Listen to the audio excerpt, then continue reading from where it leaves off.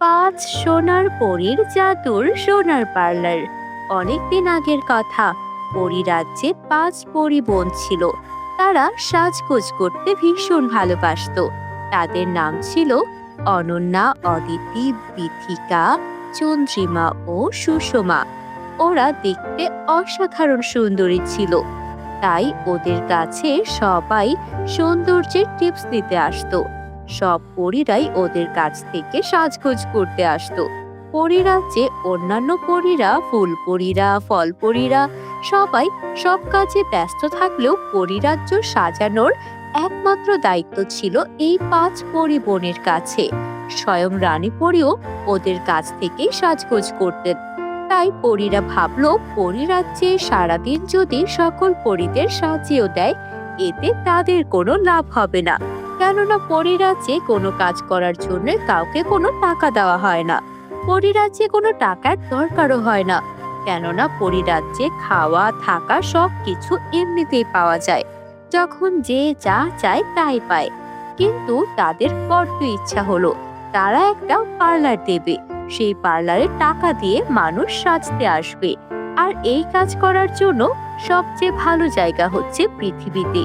তাই ওরা ঠিক করলো পাঁচ পরী পৃথিবীতে চলে যাবে। তাই তারা রানী পরীর কাছে দেখা করতে গেল।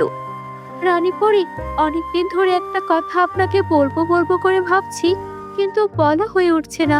পরীরাজ্যে আমরা অনেক পরীদেরকে সাজিয়েছি, আপনাকেও সাজিয়েছি, কিন্তু আমাদের এই সাজগোজের যে ট্যালেন্ট, এটা আমরা পৃথিবীতেও ছড়িয়ে দিতে চাই। আমরা চাই পৃথিবীতে একটা পার্লার খুলতে, সেই পার্লারেই সবাইকে সাজাতে। আপনি যদি অনুমতি দিন, তাহলে আমি 2 মাসের জন্য আমার 4 পরিবারকে নিয়ে পৃথিবীতে যেতে চাই। বন্ধুরা, তোমরা যারা যারা গল্পটি দেখছো, তোমাদের নাম কমেন্টে লিখে জানাও। আমরা নেক্সট গল্প তোমাদের নাম দিয়ে বানাবো। রানী পরী ওদের 5 পরিবোনকে ভীষণ ভালোবাসতেন। তাই ওদের কোনো আবদারই তিনি ফেলতে পারতেন না। যেই রকম ভাবা সেই রকম কাজ। রানী পরীও রাজি হয়ে গেলেন ওদেরকে পৃথিবীতে পাঠাতে। তারপর 5 পরিবোন পৃথিবীতে চলে এলেন। কিন্তু পৃথিবীতে আসার পর তারা কোথায় পার্লার বানাবে, কি করবে বুঝে উঠতে পারছিলেন না। তাই তারা প্রথমেই একটা পরীক্ষা করার জন্য সেখানে 5 জন বুড়ি মহিলা সেজে গেলেন আর অপেক্ষা করতে লাগলেন কোনো ভালো মানুষ তাদেরকে সাহায্য করে কিনা। কে কোথায় আছো? আমরা 5 বুড়ি, আমাদের কোনো আপনজন নেই। পথে পথে আমরা ঘুরে বেড়াই। এই 5 বুড়িকে কেউ তোমাদের বাড়িতে নিয়ে জায়গা দাও। কে আছো গো? আমাদের 2টো খাবার কেউ দিতে পারবে? এই যে মেয়ে, আমাদের কিছু খাবার দিয়ে যাও। আমরা 5 বুড়ি সকাল থেকে না খেয়ে আছি। মেয়েটি মুখ বাঁকিয়ে বলল, না খেয়ে আছো তো আমি কি করব? আমি কি ধর্মশালা খুলে রেখেছি যে তোমাদের সাহায্য করব? তো তোমরা কাজ করে খেতে পারো না? মানুষের কাছে হাত পাততে এসেছো কেন? আমাদের যে বয়স, এই বয়সে কাজ করার শক্তি থাকে নাকি? কাজ করার শক্তি এখন নেই। যখন বয়স কম ছিল তখন কি করেছো? তখন তো রং ঢং করে বেরিয়েছো। যাও এখান থেকে। না জেনে কারো সঙ্গে খারাপ আচরণ করা ঠিক নয়। তুমি কি আমাদের দেখেছো কম বয়সে রং ঢং করতে? ওহো, এত কথা বলো না তো, যাও। তারপর মেয়েটি একজনকে ধাক্কা দিয়ে সেখান থেকে চলে গেল। দেখেছো পৃথিবীর মানুষরা কত অহংকারী। মনে হচ্ছে না এখানে কোনো ভালো মানুষ পাওয়া যাবে যেখানে আমরা পার্লার খুলতে পারবো। চলো অন্য গ্রামে যাই। তারপর পরীরা অন্য গ্রামে এলো। সেখানকার মানুষজন তাদের সঙ্গে একই খারাপ আচরণ করলো। তাদেরকে দূর দূর করে তাড়িয়ে দিল। এই গ্রামেও তো কোনো দয়ালু মানুষ পেলাম না। তার মানে কি পৃথিবীতে কোনো আমরা কিছু খুলতেই পারবো না? হতাশ হয়ে পরীরাজ্যে ফিরে যেতে হবে। তারা যখন পরীরাজ্যে ফিরে যাওয়ার জন্য প্রস্তুতি নিচ্ছিল, তখনই সেখানে মায়া নামের একটা পিচ্ছি মিষ্টি মেয়ে এসে হাজির হলো। ও বলিমা, কোথায় যাচ্ছ তোমরা? এক একটি 5 5টা বলিমা, আগে তো কখনো দেখিনি। তোমাদের ছেলেমেয়েরা কোথায়? এই যে মেয়ে, আমাদের আপনজন কেউ নেই। দূরের গ্রাম থেকে এসেছি। না থাকার জায়গা আছে, না খাওয়ার কিছু আছে। তাই কোথায় যাব ভেবে পাচ্ছিলাম না, তাই ঘুরছিলাম। আহারে, তোমাদের কত কষ্ট। আমারও বাবা মা নেই। বাড়িতে আমারও একটা বুড়ি দিদা আছে, সে আমাকে খুব আদর করে। তোমরা আমার বাড়িতে চলো, দিদা তোমাদের খাওয়াবে। ও দিদা, দেখো কাদের নিয়ে এসেছি। আমার আরো 5টা দিদা। ওই, কাদের এনেছিস? আরে সত্যি তো, 5টা বুড়ি। তা তোমরা বসো, নিশ্চয়ই রোদে পুড়ে ক্লান্ত হয়ে গেছো। আমি তোমাদের গরম দুধ খেতে দিচ্ছি। আমাদের একটা গরু আছে, ওই গরুর দুধ বেচেই এই দাদি নাতনির সংসার চলে। তোমাদেরও গরম গরম দুধ খেতে দিচ্ছি বাপুরা, বসো। এই বলে দাদি ওদের জন্য দুধ আনতে চলে গেলেন। পরীরা বুঝতে পারলেন তারা ঠিক জায়গায় এসেছে, তাই তারা তাদের পরী রূপে ফিরে এলেন। আমাদের জন্য কিছু করতে হবে না, তোমরা করতে চেয়েছো এটাই অনেক। আসলে আমরা পরী রাজ্যের পরী। আমরা পার্লার খোলার জন্য জায়গা খুঁজছিলাম। তোমাদের বাড়ির চেয়ে ভালো জায়গা আর হতেই পারে না। এই যে দাদিমা, আপনার মনও অনেক বড়, আপনার নাতনির মতোই। তাই আপনাদের এখানে একটা সোনার পার্লার খুলতে চাই। এখানে আমরা মানুষদেরকে সাজাবো, আর তারপর যে টাকা পাবো লাভের, সেই টাকা আপনাদেরকে আমি দিয়ে দেব। সাথে আপনার নাতনি মায়াকেও পার্লারের সব কাজ শিখিয়ে দেব। জাদুর সব উপকরণ দিয়ে সে নিজেই সবাইকে সাজাতে পারবে। কি মায়া, রাজি তো? হ্যাঁ রাজি তো। আমি তো আমার দাদির জন্য কিছু করতে চাই। দাদির একা অনেক কষ্ট হয়।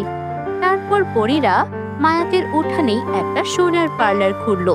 পরীদের পার্লারের কথা শুনে দূর দূরান্ত থেকে, শহর থেকে মানুষজনের ভিড় হতে লাগলো। আর পরীরা তখন 5 পরী মিলে মায়াকে জাদুর সব জিনিস দিয়ে কিভাবে মেকআপ করতে হয় সব শিখিয়ে দিল। অল্প কিছুদিনেই মায়া খুব সহজেই মেকআপ করা শিখে নিল। ওর কাছে জাদুর লিপস্টিক, জাদুর মেকআপ সব কিছু ছিল, যাতে খুব সহজেই সব মেকআপ মুহূর্তের মধ্যে করে ফেলতে পারতো। আমি তো এখন সব জাদুর মেকআপ করতে জানি। পরীরা, আপনাদের অনেক ধন্যবাদ। আপনাদের কারণে আমি এত ভালো মেকআপ করা শিখেছি। শোনো মায়া, আমাদের 2 মাস পূর্ণ হয়ে গেছে। এখন আমাদেরকে পরীরাজ্যে ফিরে যেতে হবে। তোমার সঙ্গে আর তোমার দাদির সঙ্গে এতদিন ভালো সময় কাটিয়েছি। আমরা কিছুদিন পর আবার আসবো। ততদিন পর্যন্ত এই পার্লারের দায়িত্ব তোমার। তোমার আর তোমার দাদির জীবন যেন সুন্দর হয়, এই দোয়া থাকলো। পরীরা জাদুর সোনার পার্লার মায়াকে দিয়ে সেখান থেকে চলে গেল। মায়া ওর দাদির সঙ্গে পার্লারের টাকা দিয়ে সুখে শান্তিতে থাকতে শুরু করলো। বন্ধুরা, আমাদের চ্যানেলটিকে এখনো সাবস্ক্রাইব না করে থাকলে নতুন নতুন সব জাদুর গল্প দেখতে চ্যানেলটিকে সাবস্ক্রাইব করে ফেলো। Bye bye. জাদুর সোনার ও ঘাসের বিয়ে বাড়ি। শান্তপুর নামে এক সুন্দর গ্রাম ছিল, যেখানে একসাথে গরিব ও ধনী পরিবার বসবাস করত।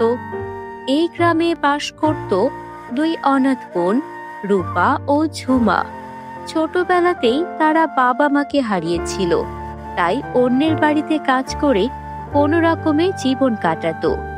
একদিন সকালে রূপা ও ঝুমা গ্রামের জমিদারের বাড়িতে কাজ করতে গেল। ঝুমা, আজ মনে হচ্ছে খুব বেশি কাজ করবে। জমিদারের মেয়ের বিয়ে যে। হ্যাঁ দিদি, শুনেছি বিয়ের জন্য বিশাল আয়োজন করা হচ্ছে। তারা কাজ করতে শুরু করলো, কিন্তু জমিদারের স্ত্রী সব সময় তাদের উপর রেগে থাকতো। তোমরা খুবই অলস, তাড়াতাড়ি সব পরিষ্কার করো। যত সব অলস আর ফাঁকিবাজি, তোমাদেরকে কাজে রাখাটাই ভুল হয়েছে। ঝুমা ভয় পেয়ে দ্রুত কাজ করতে লাগলো। সারা দিন কাজ করার পর তারা ক্লান্ত হয়ে গ্রামের এক বট গাছের নিচে বসে বিশ্রাম নিল। দিদি, আমরা কি কোনোদিন এমন সুন্দর বিয়ের বাড়ি আর দেখবো? কেন নয়, যদি ভাগ্যে থাকে নিশ্চয়ই একদিন আমাদের এমন একটা জায়গা হবে।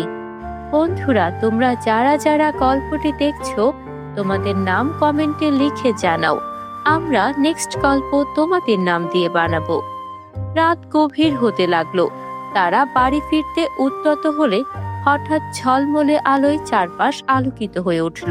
তারা বিস্ময়ে তাকিয়ে দেখল এক অপরূপ সুন্দর পরী তাদের সামনে এসে দাঁড়িয়েছে। রূপা, ঝুমা, আমি তোমাদের দুঃখ বুঝতে পারছি। তোমাদের কষ্ট হয়েছে অনেক, তাই না? দুই বোন হতবাক হয়ে গেল। ওদের সঙ্গে এই মুহূর্তে কি ঘটছে ওরা কিছুই বুঝে উঠতে পারছে না। ঝুমা কাঁপা কাঁপা কণ্ঠে বলতে লাগলো, তুমি কে? আমি জাদুর পরী, আমি তোমাদের জন্য এসেছি। পরী তার ছুরি ঘুরিয়ে দুটো ছোট ছোট ঘর তৈরি করলো।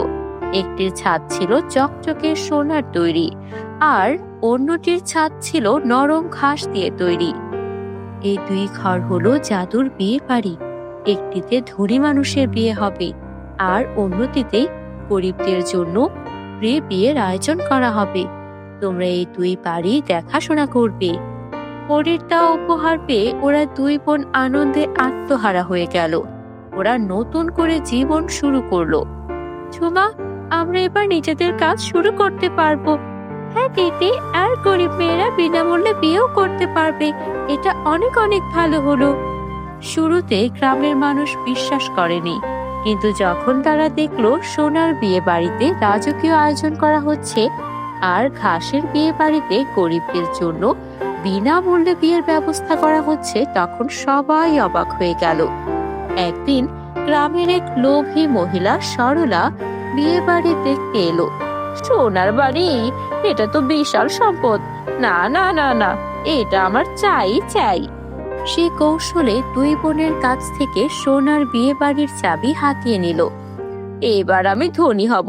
এই সোনার বাড়ি বিক্রি করে আমি মেলা বড় লোক হব। কিন্তু যখন সে বাড়ি বিক্রি করার জন্য লোক ডেকে আনলো, তখনই অদ্ভুত কিছু ঘটলো।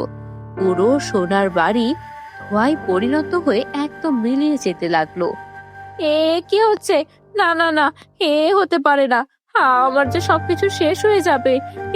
কি করে হতে পারে? না না না না, আমি কিছুতেই হতে দেব না। তখনই সেখানে পরী আবারও হাজির হলো। পরী তখন গম্ভীর স্বরে বলতে লাগলো, লোভী মানুষ এই বাড়ি ব্যবহার করতে পারবে না। সততা ও ভালোবাসাই এই বাড়ি ব্যবহারের একমাত্র শর্ত। বন্ধুরা, তোমরা যারা যারা এতক্ষণ গল্পটি দেখেছো, তোমাদের পুরো নাম কমেন্টে লিখে জানাও।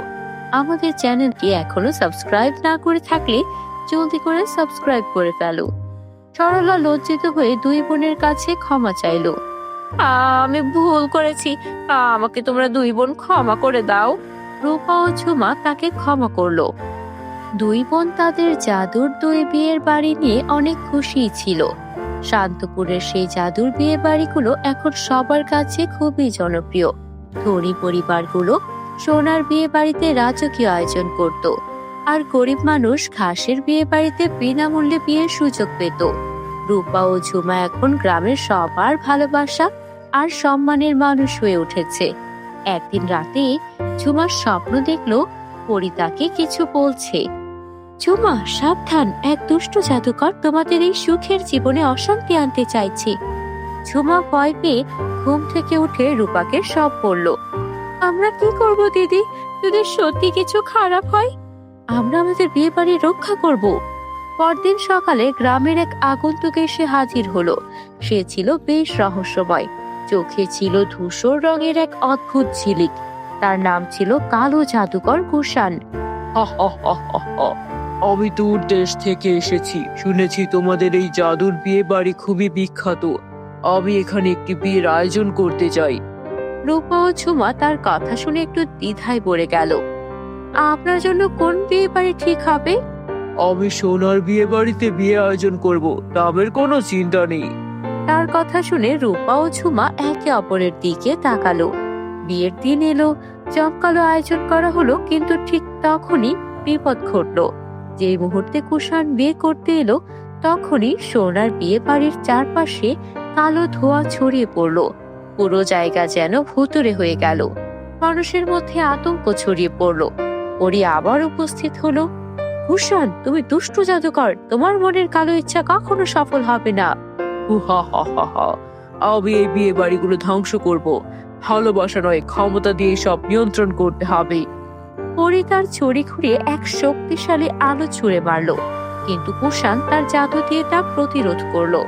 রূপা ও ঝুমা ভয়ে কেঁপে উঠলো, কিন্তু তারা হাল ছাড়লো না। আমরা কি করতে পারি পরি? শুধু সত্যিকারের ভালোবাসা এই অশুভ শক্তিকে রুখতে পারি। রূপা ও ঝুমা গ্রামের সব মানুষকে একসাথে ডাকলো। তারা সবাই একসাথে হাত ধরে ভালোবাসার শক্তির জন্য প্রার্থনা করলো।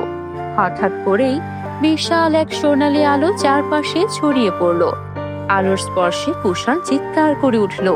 তার সব শক্তি হারিয়ে গেল আর সে ধুলোয় পরিণত হলো। পরি হাসতে হাসতে বলল, সততা, ভালোবাসা আর বিশ্বাসের শক্তি সবচেয়ে বড় জাদু। এরপর থেকে শান্তপুরের বিয়ে বাড়িগুলো আরো বেশি জনপ্রিয় হয়ে উঠল। ধনী গরিব নির্বিশেষে সবাই এসে বিয়ে করতে পারত আর ভালোবাসার শক্তিতে নতুন জীবন শুরু করত। রূপা ও ঝুমা বুঝতে পারলো, সত্যিকারের সুখ শুধু ধন সম্পত্তিতে নয়, বরং ভালোবাসা আর সততার মধ্যেই লুকিয়ে থাকে। বন্ধুরা, আজকের এই গল্পটি তোমাদের কাছে কেমন লেগেছে? ভালো লাগলে অবশ্যই কমেন্ট বক্সে লিখে জানাবে আর ভিডিওতে একটা লাইক করে দেবে। আর তোমরা যদি আমাদের চ্যানেলে আজকেই নতুন হয়ে থাকো, মজার মজার সব গল্প দেখতে চ্যানেলটিকে এখনই সাবস্ক্রাইব করে ফেলো। বাই বাই বন্ধুরা।